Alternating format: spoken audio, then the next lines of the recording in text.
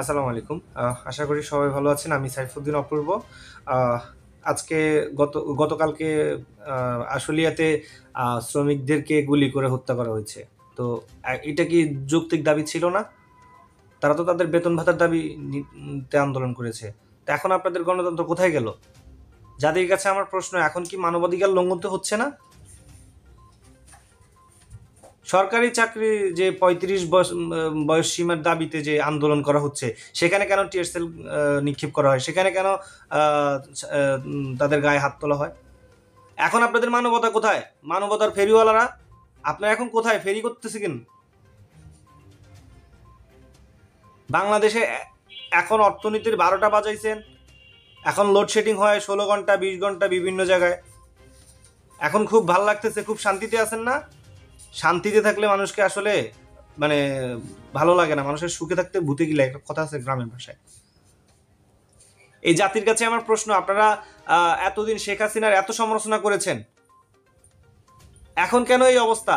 এখন কেন আপনারা ডিসিপ্লিন আনতে পারছেন না? আপনারা বিভিন্ন ছোট ছোট আইন যেগুলোর প্রয়োজনও নাই, আপনারা সেগুলোর দিকে মনোযোগ দিচ্ছেন, রাষ্ট্রের অর্থনীতি ধ্বংস করে দিচ্ছেন।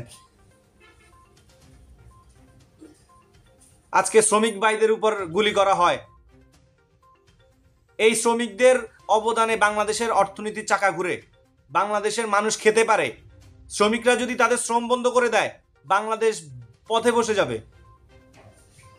সেই শ্রমিকদেরকে অবমূল্যায়ন করতেছেন আপনারা। আপনারা এতদিন শ্রমের অধিকারের কথা বলেন, মানবাধিকারের কথা বলেন, এখন মানবাধিকারের কথা গেল। এই শ্রমিকরা কি মানুষ না? সব হচ্ছে, যত দোষ হচ্ছে শেখ হাসিনার আর আওয়ামী লীগের, ছাত্রলীগের। আর এখন ডক্টর ইউনূসের মতো এই সুদখোরের কোনো দোষ হয় না। ডক্টর আসিফ নজরুল, নির্লজ্জ বেহায়া মির্জাফর, ডক্টর মির্জাফর নজরুল, তিনি এখন কোথায়? ওনার এখন বড় বড় বাহাদুরির কথাগুলো কোথায়? এতদিন এত সমালোচনা করেছেন আপনারা, আজকে বাংলাদেশে এগুলা কি হচ্ছে? আপনারা মানুষকে বিদ্যুৎ দিতে পারছেন না, মানুষের দ্রব্যমূল্য মূল্য আপনারা কন্ট্রোল করতে পারছেন না। বিভিন্ন জায়গায় শেখ হাসিনা যাওয়ার পর এখন সবকিছুর দাম দ্বিগুণ হয়ে যাচ্ছে। এখন তো কোনো সিন্ডিকেট নাই। এখন তো আওয়ামী লীগের নেতাদের বিরুদ্ধে এতদিন মিথ্যা অভিযোগ করেছেন, এখন তো আওয়ামী লীগের নেতারা এখন দেশে নাই।